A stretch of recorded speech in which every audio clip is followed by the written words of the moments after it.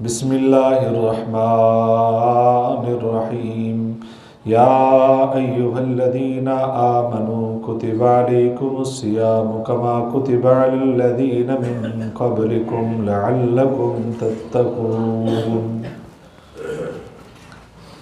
صدق اللہ العظیم۔ تمام قسم کی تحمیدات، تمجیدات، تکبیرات، تقدیسات اور تحلیلات اللہ رب ذوالجلال والاکرام کے لیے،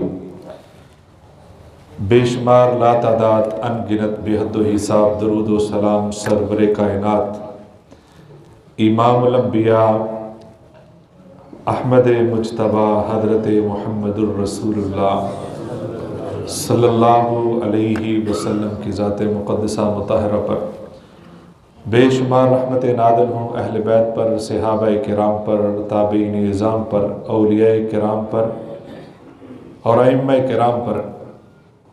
حمد و ثنا کے بعد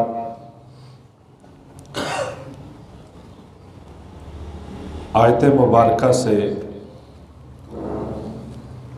موضوع کی تعیین میں وضاحت ہو چکی ہے۔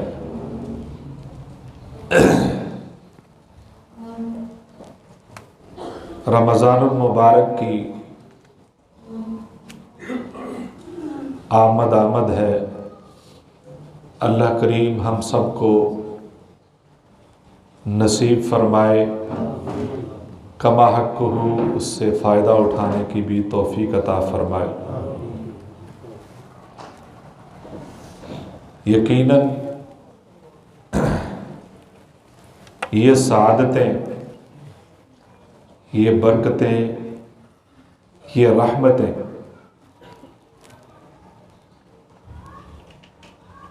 یہ بہت بڑی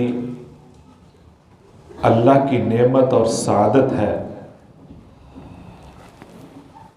اس نعمت کو نعمت متواترہ سمجھ کر بندے کو اگنور نہیں کرنا چاہیے کہ روٹین کی بات ہے، سال کے بعد رمضان آ جاتا ہے، کون سا کوئی بڑی بات ہے۔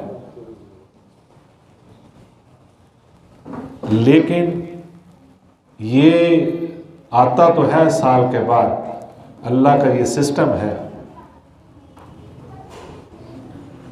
لیکن سال کے بعد کئی لوگ موجود نہیں ہوتے۔ رمضان اسی روٹین میں آ جاتا ہے، ہم دائیں بائیں دیکھتے ہیں تو وہ لوگ نظر نہیں آتے جو پچھلے رمضان ہوتے تھے، اور ہر رمضان آنے سے پہلے کتنے بچھڑ جاتے ہیں۔ اس لیے اس اعتبار سے یہ بہت بڑی نعمت ہے کہ نبی صلی اللہ علیہ وسلم کے پاس تو ایک قبیلے کے لوگ آتے ہیں، مسلمان اکٹھے ہوتے ہیں، ان میں سے ایک عبادت گزار بھی زیادہ ہے، ایک اللہ کے قریب بھی زیادہ ہے، اور وہ اللہ کے راستے میں شہید بھی ہو گیا۔ ان بچوں کو، ان کی گول میز کانفرنس ہو رہی ہے، مجھے ڈسٹرب کر رہے ہیں، بیٹا ادھر اٹھ جاؤ۔ بچوں کو سمجھا کر لانا چاہیے، ضرور لے کر آنا چاہیے، اور مسلسل وہ بیٹھے ہیں، جن کے ساتھ بھی آئے ہیں ان کو گھر سے ہر بار سمجھانا چاہیے کہ بیٹا ادھر ہم جمعہ پڑھنے جا رہے ہیں، اس طریقے سے آپ نے بیٹھنا ہے۔ تو وہ تربیت کا حصہ ہوتا ہے۔ نبی صلی اللہ علیہ وسلم کے پاس آتے ہیں، دونوں مسلمان ہوتے ہیں، ایک ان میں شہید بھی ہو جاتا ہے اور وہ پہلے ہو جاتا ہے، اور دوسرا 1 سال کے بعد تبھی موت اللہ کے پاس چلا جاتا ہے۔ حضرت طلحہ کہتے ہیں رضی اللہ تعالیٰ، مجھے خواب میں دونوں ملے، تو جو شہید ہو گیا تھا، عبادت گزار بھی زیادہ تھا، اس کو روک لیا گیا، اور جو بعد میں فوت ہوا ہے وہ عبادت گزار بھی زیادہ نہیں تھا، وہ پہلے جنت میں داخل ہو گیا۔ نبی صلی اللہ علیہ وسلم کو میں نے یہ خواب بتائی، اور مجھے یہ کہا گیا خواب میں ابھی آپ کا وقت نہیں آیا، واپس چلے جاؤ۔ نبی صلی اللہ علیہ وسلم سے پوچھا یہ ایسا کیوں ہے؟ وہ تو شہادت کے مرتبے پر فائز ہوا ہے، اس کو جنت میں پہلے جانا چاہیے تھا۔ نبی صلی اللہ علیہ وسلم نے فرمایا وہ 1 سال زندہ رہا، اس نے نمازیں نہیں پڑھی، اور خاص طور پہ فرمایا کہ اللہ نے اس کو رمضان نصیب کر دیا تھا۔ یہ اتنی بڑی سعادت ہے کہ اس سے اس نے رمضان میں روزے رکھے، رمضان میں نوافل ادا کیے، تلاوت اور صدقہ خیرات جو جو عبادتیں کر سکتا تھا، اس کی وجہ سے اللہ نے اس کو جنت میں پہلے داخل کر دیا۔ شہادت کا اپنا مرتبہ ہے، گویا یہ بہت بڑی سعادت ہے، اتنی بڑی سعادت ہے۔ امام ابن جوزی رحمۃ اللہ علیہ وہ کہتے ہیں کہ اگر قبر والوں سے یہ کہا جائے، ان کو اختیار دے دیا جائے کہ تمہیں اجازت ہے کہ تم ایک خواہش کر سکتے ہو، تو قبر والے صرف یہ خواہش کریں کہ اللہ رمضان کا 1 دن دوبارہ ہمیں دے دے۔ یہ اتنی بڑی سعادت ہے کہ جس کے اندر اللہ رب العزت نے قرآن مجید نازل کیا ہے، دوسری آسمانی کتابوں کو نازل کیا ہے اسی ماہ کے اندر، اور اس کے اندر جو سب سے بڑا ہمارا دشمن ہے اس کو پابند سلاسل کر دیا جاتا ہے، جنت کے دروازے کھول دیے جاتے ہیں، جہنم کے دروازے بند کر دیے جاتے ہیں۔ مطلب یہ نیکی کی راہیں کھول دی جاتی ہیں، برائی کے راستے بند کر دیے جاتے ہیں، اور برائی کی طرف لے جانے والا گائیڈ اس کو بھی قید کر دیا جاتا ہے۔ اس کے باوجود بھی جو برائی کی طرف جاتے ہیں، جو جہنم کی طرف جاتے ہیں، ان سے بڑا بد نصیب کوئی نہیں ہے، بلکہ ان کے لیے نبی رحمت صلی اللہ علیہ وسلم نے بد دعا فرمائی، جبریل علیہ السلام نے بد دعا فرمائی کہ جو رمضان آتا ہے اس سے وہ فائدہ حاصل نہیں کرتا، اور اس سے رمضان کی وجہ سے اپنے گناہوں کو معاف نہیں کروا لیتا، وہ بڑا بد نصیب ہے۔ اس پر میری بھی لعنت، فرشتوں کی بھی لعنت، پیغمبر کی بھی لعنت، ساری کائنات کی لعنت اس پر، اللہ کی بھی لعنت۔ اس کے اندر وہ رات آتی ہے جس رات کے اندر اللہ رب العزت نے قرآن مجید کو نازل کیا، اس رات کے اندر 1000 مہینے سے بہتر اجر مل جاتا ہے۔ جو ایک دفعہ جو ایک نیکی کرتا ہے، ایک نیکی اللہ رب العزت یا ایک رات کی عبادت کو 1000 مہینوں کی عبادت سے افضل قرار دے دیتے ہیں، اور جتنی بار زندگی کے اندر کوئی یہ رات حاصل کرتا ہے اتنے 1000 اس کے بڑھ جاتے ہیں۔ اور اس رات کے اندر انسان کا زندگی کا بجٹ پیش ہوتا ہے، اس رات کے اندر انسان کے فیصلے ہوتے ہیں۔ وہ شب قدر، وہ رات اس رمضان کے اندر آتی ہے، اور ہر شام، ہر رات کو، رمضان کی ہر رات کو اللہ رب العزت روزے داروں کو جہنم سے آزاد کرتے ہیں۔ گویا 30 راتیں ہیں، 29 راتیں ہیں، ہر رات جہنم سے آزادی ملتی ہے۔ لیکن اس پورے رمضان کے اندر ایک لمحہ بھی ایسا نہیں آتا جس میں قرآن و حدیث کے اندر یہ آتا ہو کہ اس وجہ سے وہ یہ ٹائم جو ہے جہنم میں جانے کا ہے۔ صرف آزادی ہی آزادی ہے، یہاں فضیلتیں ہی فضیلتیں ہیں، رحمتیں ہی مہربانی ہی مہربانی ہے، کہ یہ موقع بھی بخشش کا، یہ موقع بھی بخشش کا، یہ موقع بھی فضیلت کا ہے۔ گویا یہ بہاریں ہی بہاریں ہیں اور نیکیوں کی، اور پھر وہ ایک نیکی کئی گنا بڑھ بھی جاتی ہے۔ اس زمان کی وجہ سے، اس رمضان کی وجہ سے، اس ڈیوریشن کی وجہ سے، اس زمانے کی وجہ سے جو اللہ رب العزت نے متعین کر دیا ہے، اور اس کے اندر جو قیام کرتا ہے اس کی زندگی بھر کے بھی گناہوں کو معاف کر دیا جاتا ہے۔ اس مہینے کے اندر جو روزہ رکھتا ہے اس کے پچھلی زندگی کے گناہوں کو بھی معاف کر دیا جاتا ہے۔ جو شب قدر کو قیام کرتا ہے اس کے زندگی بھر کے گناہوں کو بھی معاف کر دیا جاتا ہے۔ گویا ہر طرف اللہ کی طرف سے رحمتوں کا نزول ہے۔ جو اس مہینے کے اندر عمرہ کر لیتا ہے اللہ حج مبرور کا ثواب عطا فرماتا ہے۔ یعنی اب 13 لاکھ کا سرکاری طور پہ 12-13 لاکھ کا ہو گیا ہے، ابھی بھی 2.25 لاکھ 2.5 لاکھ 2 لاکھ میں عمرہ ہو سکتا ہے رمضان کے اندر۔ تو گویا یہ بھی اللہ رب العزت نے عنایت کی کہ جو اتنے پیسے اکٹھے نہیں کر سکتے وہ فضیلت تو لے لیں گے، فرضیت بعد کا مسئلہ ہے، حج کی فضیلت حاصل کر سکتے ہیں۔ اور مواسات، آپس میں ہمدردی کا مہینہ ہے، سخاوت کا مہینہ ہے، یہ وہ بعض امتیازات ہیں جو اس ماہ مبارک کے ہیں۔ یعنی یہ الگ موضوع ہے کہ اس کے امتیازات، اس کی خصوصیات کیا ہیں اس رمضان المبارک کی، اور اس کے اندر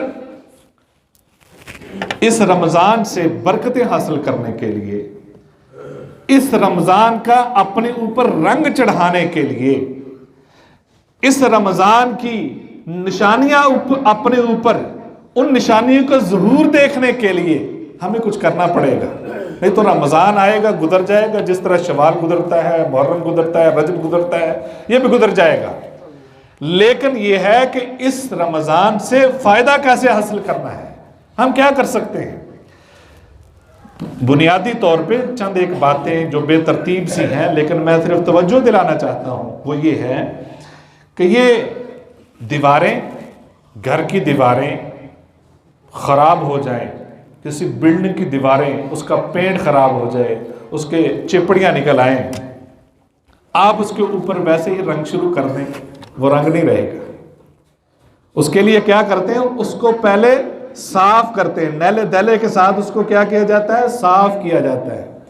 کوئی بھی عقل مند رنگ ساز اس کے اوپر رنگ نہیں کرتا، اس کو بالکل پہلے صاف کرے گا۔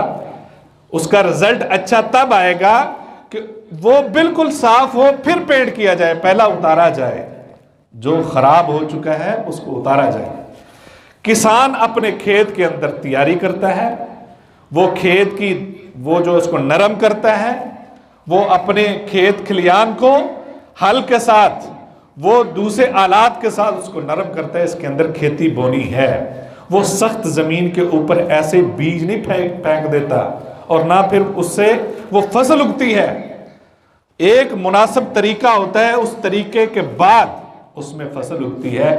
ایسے ہی کوئی اٹھ کے بغیر پانی لگائے، بغیر نرم کیے، بغیر ہل چلائے اس کے بیج پھینک دے، کچھ نہیں ہونے والا۔ اس کے لیے ہمیں کچھ کرنا ہے۔ اللہ کے پیارے پیغمبر صلی اللہ علیہ وسلم کی بڑی پیاری حدیث ہے۔ نبی صلی اللہ علیہ وسلم نے فرمایا، اللہ کے کچھ برتن ہیں، بہت غور طلب بات ہے، اللہ کے کچھ برتن ہیں، اور وہ برتن زمین پہ بھی پھیلا دیے ہیں اللہ نے۔ اللہ کے برتنوں میں سے ایک برتن اللہ کے نیک بندوں کے دل ہیں۔ اللہ کے برتنوں میں سے وہ برتن نیک لوگوں کے دل ہیں، وہ اللہ کے برتن ہیں۔ ایک اور حدیث میں نبی صلی اللہ علیہ وسلم نے فرمایا کہ اللہ رب العزت تمہارے عمل کو نہیں دیکھتا، اللہ تمہارے دلوں پہ دیکھتا ہے، دلوں کو دیکھتا ہے، اللہ کی نظر تمہارے دلوں پہ ہے۔ مہمان گھر میں آنے ہو، شادی رکھی ہو، کوئی خوشی کا موقع ہے، گھر کی ساری صفائی کی جاتی ہے، بلکہ خواتین وہ کونے بھی صاف کر لیتی ہیں کہ جو پورا سال نہیں ہوتے پہلے، حالانکہ مہمانوں نے بعض دفعہ اس طرف جانا بھی نہیں ہوتا، لیکن ذہن میں ایک بات ہوتی، کہیں نظر نہ پڑ جائے مہمانوں کی اس کونے پہ، کیا کہیں گے وہ۔ جو سلیقہ شعار اور سمجھدار سگڑ خواتین ہوتی ہیں، وہ گھر کی صفائی ستھرائی اس اعتبار سے ہر طرح سے ہر چیز اپنی جگہ پہ ایکوریٹ طریقے سے رکھتی ہیں، ان کو پتہ ہے شاید نظر نہ پڑ جائے، اس وجہ سے ہر چیز کی صفائی کی جاتی ہے۔ آپ بتائیں، اللہ رب العزت کی جس جگہ پہ نظر پڑنی ہے، جس برتن پہ نظر پڑتی ہے اور پڑتی ہی رہتی ہے، وہ برتن گندا ہونا چاہیے؟ آپ مجھے یہ بھی بتائیں، رات کھانا کھایا اور برتن دھوئے نہیں ہیں، صبح آپ اٹھتے ہیں اور اسی دھونے والے برتن میں سالن لگا ہے، گھی جمع ہوا ہے، آدھا سالن بھی لگا ہوا ہے، آپ صرف 6 گھنٹے کے بعد 8 گھنٹے کے بعد اسی برتن میں دوبارہ سالن ڈال کر کھانا کھا سکتے ہیں؟ اسی برتن میں صرف 8 گھنٹے بعد، صرف 24 گھنٹے بعد، صرف 48 گھنٹے بعد، کیا وہ دھونے والے برتن میں آپ دوبارہ سالن ڈالیں، وہ قابل ہوگا اس کے کہ آپ کھا لیں؟ یہ نہیں کھا سکتے۔ دل اللہ کے برتن ہیں، اور 11 مہینے ہم نے اس برتنوں کو گندا کیا ہے، حسد سے، کینے سے، بغض سے، عداوتوں سے، خرافات سے، بدعات سے، ان برتنوں کو، اللہ کے برتنوں کو گندا کیا 11 مہینے، اور ان کو گندا ہی رہنے دیں، رمضان المبارک کی پہلی رات آ جائے اور پھر ہم کہیں ہمارے دل بدل جائیں، یہ ممکن نہیں ہو سکتا۔ پہلے ان دلوں کو، اللہ کے برتنوں کو دھونا پڑے گا، ان برتنوں کو صاف کرنا پڑے گا۔ حضرت عبداللہ بن مسعود رضی اللہ تعالیٰ عنہ فرماتے ہیں رمضان المبارک کا استقبال ہم نے کبھی ایسے نہیں کیا تھا کہ ہمارے دلوں میں حسد ہوتا، بغض ہوتا، کوئی ناراضگی ہوتی، کوئی چپکلش ہوتی، کبھی ہم نے رمضان کا استقبال ایسے نہیں کیا تھا۔ یہ وہ مبارک مہینہ ہے، یہ اللہ کا مہمان ہے، اس نے 29-30 دن ہمارے پاس رہنا ہے، اور وہ جو سب سے زیادہ استعمال ہونے والی چیز ہے وہ اللہ کے برتن ہیں۔ کیا ہم نے وہ دھو لیے ہیں یا اس کے دھونے کے لیے کوئی بندوبست کیا ہے؟ اس کا بندوبست کرنا پڑے گا۔ ہر چیز کی خوراک ہے، انسانی جسم کے اندر ہر چیز کی خوراک ہے۔ یہ دل ویسے فزیکلی خراب ہو جائے تو ہم بائی پاس تک کروا سکتے ہیں، اس کے حل دنیا کے اندر، ٹیکنالوجی کے اندر موجود ہیں، لیکن اگر یہ دل روحانی طور پر خراب ہو گیا، کون سا بائی پاس ہے آپ کے پاس؟ اور پھر ہم چاہیں کہ اس بیمار دل کے ساتھ، اس خراب دل کے ساتھ، یہ گندگی سے بھرا ہو، یہ کینے سے بھرا ہو، اور ہم شام کو چاند دیکھنے کے لیے کھڑے ہو جائیں اور لوگوں کو مبارکباد دیں، اور صرف حالت ویسی ہی ہے، دوسرے کو، ساتھ والے کو دیکھنا پسند نہیں کرتے، ہمسائے کی طرف ہم نظر ڈالنا پسند نہیں کرتے، اپنے سگے بھائی بہن کو اس سے سلام لینا گوارا نہیں کرتے، اور استقبال کرنے چلے ہم رمضان المبارک کا۔ دلوں کو صاف کرنا ہے، اس کا طریقہ کیا ہے؟ اگر یہ دل خراب ہو جائیں، اس کی خوراک ہے، اس کے لیے کوئی میڈیسن ہے، اس کے لیے کچھ نہ کچھ کرنا پڑے گا، اور یہ اتنا اچھا ہو جاتا ہے، یہ کمزور ہو جائے تو اس کا شریعت نے حل بتایا ہے، علماء نے حل بتایا ہے، اور اللہ رب العزت نے حل بتایا ہے۔ الا بذکر اللہ تطمئن القلوب، یہ توانا رہے گا، یہ اگر خون سپلائی کرتا ہے، خون پمپ کرتا ہے، تو ایمان بھی پمپ کرتا ہے، ایمان کی حرارت بھی بڑھاتا ہے، یہ دونوں کام کرتا ہے، روحانی طور پر، جسمانی طور پر، یہ دونوں کام کرتا ہے۔ لیکن کیا اس کے لیے تو فکر مند ہو جاتے ہیں، رپورٹ آ جائے، یہ مسئلہ نہ بن جائے، ہمارے رنگ اڑ جاتے ہیں، گھر میں ہماری ہانڈی چینج ہو جاتی ہے، ہمارا سٹائل چینج ہو جاتا ہے۔ کرنا چاہیے، بالکل ہونا چاہیے، لیکن روحانی طور پر اگر کمزور ہے، اس کے سیل ویک ہیں، اس کی کوئی وین کام نہیں کر رہی، اس کا ایمانی حرارت نہیں ہے، تو پھر ہم نے کوئی سوچا، کبھی فکر مند ہوئے؟ 5 حل ہے اس کے، 5 خوراکیں ہیں، 5 خوراکیں ہم نے لینی ہے، اور کوشش یہ کرنی ہے۔ اور ہمارا یہ بھی ایک پہلی بات سوچ یہ ہوتی ہے اکثر کہ 11 مہینے پہلے تو کرو ہم گناہ کریں، 11 مہینے گناہ کرنے کے بعد سوچ رکھا ہوتا ہے کہ ہم رمضان میں توبہ کریں گے۔ اچھا، رمضان آ جاتا ہے، پھر ہم نے سوچ رکھا ہوتا ہے کہ آخری عشرے میں کریں گے، آخری عشرہ آ جاتا ہے، پھر ہم نے سوچ رکھا تو 27ویں کو کریں گے، 27ویں آ جاتی ہے، اس دن ساری رات مسجدوں میں پروگرام اس طرح کا ہوتا ہے، وہ ٹائم نہیں ملتا تنہائی میں بیٹھنے کا، اور رمضان بھی گزر جاتا ہے۔ رمضان آنے سے پہلے بھی ہمیں توبہ کرنی چاہیے، تاکہ یہ دل صاف ہو جائے، تاکہ بالکل اس کے اوپر اللہ کا رنگ چڑھ جائے۔ گندگی کے اوپر رنگ نہیں چڑھے گا، گناہوں کی گندگی کے اوپر رنگ نہیں چڑھے گا، اللہ کا رنگ اگر چڑھانا ہے تو گناہوں سے توبہ کرنی پڑے گی، ہم تیار ہوں اس کے لیے۔ پہلا کام قراءۃ القرآن بالتدبر، اللہ کے کلام اور ذکر، تدبر، سوچ فکر کے ساتھ جب اللہ کے کلام کی تلاوت ہوگی، یہ دل توانا ہو جائے گا، یہ دل محفوظ ہو جائے گا، کوئی اس کو خطرہ نہیں ہوگا، کوئی کمزوری نہیں ہوگی۔ روحانی طور پر دل کی صحت کے لیے ضروری ہے قرآن کی تلاوت ہو، بلکہ ہمارے اسلاف تو کہتے تھے یہ شعبان تلاوت قرآن کا مہینہ ہے، رمضان تو ہے ہی، شعبان بھی ہے۔ پہلا کام۔ دوسری بات کھانا کم، یعنی یہ جو مہینہ آ رہا ہے یہ دل کے لیے سب سے بہترین موقع ہے کہ دل کو ہم بالکل ٹھیک ٹھاک کر لیں، پریکٹس کروا لیں۔ پہلا کام قراءۃ القرآن بالتدبر، دوسرا کم کھانا۔ تو رمضان میں آٹومیٹکلی دن کے اندر کم کھایا جاتا ہے، لیکن وہ الگ بات ہے کہ قدر ہم افطاری میں ٹھیک ٹھاک نکال لیتے ہیں۔ ہمارے اسلاف کیا کرتے تھے، وہ ان کو فکر ہوتی تھی رمضان کی نیکی کوئی رہ تو نہیں گئی، کوئی ایسا کام جو ہم نہیں کر سکے، ان کو ہر وقت یہ فکر تھی۔ رمضان گزر جاتا اس کی قبولیت کا فکر رہتی تھی، دعائیں کرتے رہتے تھے۔ کوئی لمحہ جو بڑے بڑے کام تھے سارے بند کر دیتے تھے، صرف ایک ہی کام ہے، عبادت ہے، قرآن کی تلاوت ہے اور روزہ ہے، ذکر و اذکار ہے۔ باقی اگر کوئی تحقیق کا کام ہے، ان کے بڑے کام سارے روک دیتے تھے، یہ کام ہوتا تھا۔ تو ہمارا کیا ہوتا ہے، ہم روز سوچتے ہیں یہ ڈش کون سی رہ گئی ہے، آج کل کون سی ڈش بنانی ہے۔ سب سے زیادہ ایک درمیانہ سا ہمارا سسٹم ہونا چاہیے۔ خواتین کو بھی ہم نے سارا دن مصروف رکھا ہوتا ہے کہ وہ عبادت نہ کر سکیں، اتنی ڈشیں آج ہونی چاہیے۔ یہ تو کم کھانے کے لیے اللہ نے یہ مہینہ بھیجا ہے، ہم نے اس سے بھی زیادہ کسر نکالنا شروع کر دی ہے۔ لہذا دوسرا حل یہ ہے کہ کم کھایا جائے، مناسب کھایا جائے۔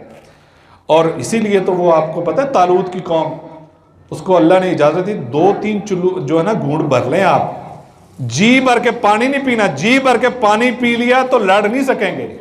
ہم اتنا پانی پی لیتے ہیں، اتنا کھا لیتے ہیں، عشاء کی نماز بھی رہ جاتی ہے۔ یعنی کہ آج جو ہم نے غصے سے ہم کھاتے ہیں کہ ہم نے اتنا روزہ رکھا ہے، مناسب کھائیں تھوڑا تھوڑا کر کے، یعنی اس میں طبیعت بوجھل نہ ہو، بے صبری نہیں، صبر کا مہینہ ہے۔ دوسرا حل کہ کم کھایا جائے۔ تیسرا قیام اللیل، قیام اللیل کا بھی موقع ہے، یعنی کم کھانے کا بھی موقع ہے اس مہینے میں، قیام اللیل کا بھی وافر موقع موجود ہوتا ہے۔ چوتھی بات کہ سحری کے وقت اٹھ کر تضرع، دعا گڑ گڑانا۔ سحری کے وقت اٹھ کر آپ روزانہ اٹھنا تو ہے ہی، آپ نے ضروری نہیں کہ جب بالکل کھانا تیار ہے گھر والے اٹھائیں، خواتین اٹھائیں، آپ ادھر سے سیدھے اٹھیں اور جا کر دسترخوان پہ بیٹھ جائیں، ضروری نہیں ہے۔ 15 منٹ پہلے اٹھیں، اٹھ کر اللہ کے سامنے تھوڑا ٹائم دیں، اللہ کو وقت ہے، موقع ہے، اس کو غنیمت جانیں۔ 15 منٹ کے اندر پوری نیند نہیں ہو جانی، اس لیے روٹین بنائیں کہ ہم نے کم از کم 15-20 منٹ، آدھا گھنٹہ پہلے اٹھنا ہی اٹھنا ہے۔ اور پھر آپ سحری، اس کا فائدہ یہ ہوتا ہے سحری بھی ٹھیک ٹھاک کر لیتے ہیں۔ آدھی ہمیں نیند آنکھوں میں ہوتی ہے اور ویسے ہم نے شروع کر دیا ہوتا ہے، لہذا یہ موقع بھی ہے اپنے دل کو مضبوط کرنے کا۔ اور 5ویں بات یہ ہے کہ نیک لوگوں کا ساتھ۔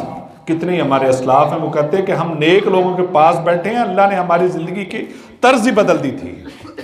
تو یہ موقع ہوتا ہے کہ نیک لوگ درس دینے کے لیے، قرآن و حدیث سنانے کے لیے کتنے مواقع ہوتے ہیں کہ آپ اعتکاف کا موقع آتا ہے، اس میں آپ اچھے لوگوں کے ساتھ بیٹھتے ہیں، ہر بندہ جو ہے وہ نیکی کی طرف لگا ہوتا ہے۔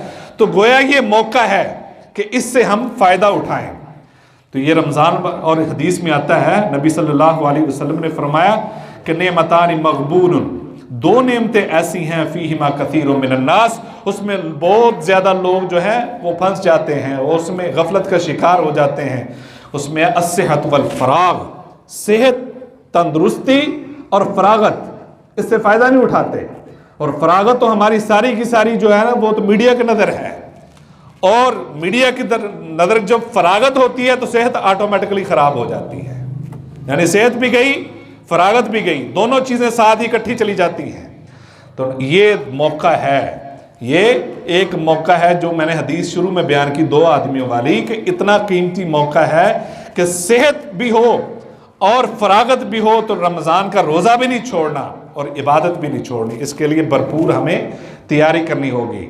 یکسو ہو جائیں، حدیث سنیں کہ یہ موقع ہے یکسو ہونے کا، یہ فکر چھوڑ دیں کہ میری دکان کا کیا بنے گا، وہ اگر آپ 2 گھنٹے کم کر دیں گے اللہ اس کے اندر برکت ڈال دے گا۔ اگر آپ ڈیوٹی، آپ کے تحت کام کرنے والے ان کی ڈیوٹی بھی کم کر دیں، آپ کسی کے تحت کام کر دیں، ان کو بھی بتائیں بھائی یہ رمضان کے اندر سارا کام نہیں ہو جانا، تھوڑا ہمیں بھی موقع دیں۔ نبی صلی اللہ علیہ وسلم نے فرمایا یا ابن آدم تفرغ لعبادتی، اے ابن آدم میری عبادت کے لیے اپنے آپ کو فارغ کر۔ ہماری تو نماز میں بھی سارا حساب ہو رہا ہے، نماز میں بھی وہ فلاں کو فون کرنا تھا وہ رہ گیا، نماز انہماک کے ساتھ، خشوع کے ساتھ، خضوع کے ساتھ، اور اس کا طریقہ یہ کہ ہمیں نماز کا ترجمہ آنا چاہیے. نماز کچھ پڑھنی چاہیے. 2-3 منٹ میں زیادہ لوں گا، بات پوری کروں. تھوڑی 2-3 باتیں اہم میں بتانا چاہوں گا، اس کے لیے معذرت ہوں اگر ٹائم زیادہ ہے. کوئی بات نہیں، ہم 10-10 منٹ ویسے بھی تو ضائع کر ہی دیتے ہیں، گھنٹے ضائع کر دیتے ہیں. تو ہم اس کے لیے تیار ہوں، فارغ کریں ذہنی طور پر، جسمانی طور پر، ہر طرح سے تیار ہو کر اللہ کی عبادت کے لیے آئے. پھر دیکھیں عبادت میں مزہ آتا کہ نہیں ہے. اللہ کے پیارے پیغمبر صلی اللہ علیہ وسلم فرماتے ہیں اللہ نے یہ کہا ہے آپ فارغ ہو جائیں اور بالکل خشوع خضوع کے ساتھ پھر عبادت کریں. ہوگا کیا؟ املا صدرک، آپ کے سینوں کو غنا سے بھر دوں گا، سخاوت سے بھر دوں گا، مالا مال کر دوں گا. اگر آپ فارغ ہو کر بالکل تسلی سے میرے پاس آتے ہیں، کوئی کام ذہن میں نہیں رکھا ہوا آپ نے، پھر آئے میرے پاس. اور فرمایا کہ وَأَسُدَّ فَقْرَكَ، فقیری ہے، تنگ دستی ہے، پریشانی ہے، تم اس طرح عبادت کرو، ذہنی آسودگی کے ساتھ عبادت کرو، ساری پریشانیاں دور کر دوں گا، فقر دور کر دوں گا. لیکن اس یقین کے ساتھ آئے تو صحیح. ہاں فرمایا وَإِلَّا تَفْعَلْ، اگر ایسا نہیں کرو گے، نماز بھی پڑھو گے، ساری مشغولیت بھی ہے، بار بار موبائل کی بیل بج رہی ہے، پھر بھی آپ دیکھ رہے ہیں، توجہ اس طرف ہے، دماغ ادھر الجھا ہوا ہے، اور نماز کی آپ پریکٹس کر کے چلے گئے ہیں. اللہ کے پیارے پیغمبر صلی اللہ علیہ وسلم نے فرمایا، اللہ فرماتے ہیں ملات یدئی کا، آپ کے ہاتھوں کو، آپ کے ذہنوں کو، آپ پورے کے پورے آپ کو مشغول کر دوں گا. شام کو دیکھیں گے وہ میرے پاس ٹائم نہیں تھا. ہر بندے کا جملہ یہی ہے، ٹائم نہیں تھا میرے پاس. کیا کیا؟ کچھ بھی نہیں، پتہ ہی نہیں کیا کیا ہے. ٹائم بھی نہیں ہوگا، کیا بھی کچھ نہیں ہے. یعنی اس قدر الجھاؤ ہوگا. اللہ کے پیارے پیغمبر نے فرمایا، اللہ فرماتے ہیں میں تمہیں مشغول کر دوں گا. وَلَمْ أَسُدَّ فَقْرَكَ، اور میں فقر نہیں روکوں گا، تمہیں تنگ دستی میں مبتلا کر دوں گا. لہذا یہ مہینہ مبارک آ رہا ہے، اس میں ہمیں کوشش کرنی چاہیے کہ ہم فارغ ہو کر اس طرف آئیں. اور عمل کے لیے ضروری ہے کہ علم بھی ہو، علم بھی ہونا چاہیے. یہ نہیں کہ ویسے ہی عمل، ویسے تو نہیں عمل ہو سکتا. عمل کے لیے بنیادی چیز یہ کہ علم بھی ہونا چاہیے. اس سے فائدہ اٹھائیں. موقع آتا ہے تو ہم کوشش کریں کہ اس کا کرنا کیا ہے. رمضان میں ہر چیز اویلیبل ہے. کوشش کریں آپ کہ رمضان مبارک کے بارے میں معلومات حاصل کریں، کیسے عبادت کرنی ہے. اگر آپ کو پتہ ہے نماز پڑھنے کا تو پھر سیکھ لیں. بہت ساری باتیں آپ کو یہ تو مجھے پتہ ہی نہیں تھا ایسے پڑھنی نماز. بہت ساری باتیں آپ کو دوبارہ ذہن میں آئیں گی. روزے کے یہ بھی مسائل ہیں، زکوٰۃ کے یہ بھی مسائل ہیں، صدقہ و خیرات کے یہ بھی مسائل ہیں. تو یہ ساری باتیں سیکھنے کی کوشش کریں. اس طرح فکر مند رہنا چاہیے ہمیں جس طرح کہ وہ سٹوڈنٹ جو پیپر دینے کے لیے جاتا ہے، جو سارا سال پڑھتا ہے، لیکن جب وہ کمرہ امتحان کے باہر کھڑا ہوتا ہے نا تو بک اس کے ہاتھ میں ہوتی ہے، اس طرح دیکھ رہا ہوتا ہے اور ساتھ والے کو پوچھ رہا ہوتا ہے. حالانکہ اس وقت اس کا کچھ نہیں کر سکنا، لیکن ذہنی دباؤ ایسا ہوتا ہے آخری وقت تک پوچھتا بھی ہے اور اپنے اوراق جو ہے وہ الٹ پلٹ کر کے دیکھتا ہے، شاید کوئی لفظ میرے ذہن میں آ جائے. تو رمضان مبارک آ گیا، اللہ کو پتہ چلنا چاہیے باڈی لینگویج سے، بندے کی حرکات و سکنات سے، اعمال سے پتہ چلنا چاہیے میرے بندے میرے رمضان کے لیے ایسی تیاری کر کے بیٹھے ہیں، میں اس کو معاف کر دیتا ہوں. یعنی ہمیں نظر آنا چاہیے اللہ کو کہ ہم کچھ کر رہے ہیں، ہم فکر مند ہوئے ہیں. تو اس کے لیے ہم بھرپور تیاری کریں. باقی باتیں انشاءاللہ میں کچھ باتیں زکوٰۃ کے حوالے سے بھی کرنا چاہتا تھا لیکن وقت بہت ہو گیا ہے. کوئی بھائی اگر پوچھنا چاہیں، رمضان المبارک کے جمعات خطبات کا وہ لگ چکا ہے. اس کے علاوہ بھی جمعے کے خطبے کے بعد، نماز کے بعد کوئی بھائی سوال پوچھنا چاہیں تو وہ پوچھ سکتے ہیں، پوچھا کریں. اسی طریقے سے ہی باتیں یہ جو ہوتی نا شرم اور اس ہچکچاہٹ یہ نہیں ہونی چاہیے. زکوٰۃ کے بارے میں بھی میں بہت ساری باتیں کرنا چاہتا تھا، تو اس حوالے سے اگر کسی کے ذہن میں کوئی بات ہو تو وہ جمعے کے بعد پوچھ سکتے ہیں. وآخر دعوانا الحمدللہ رب العالمین.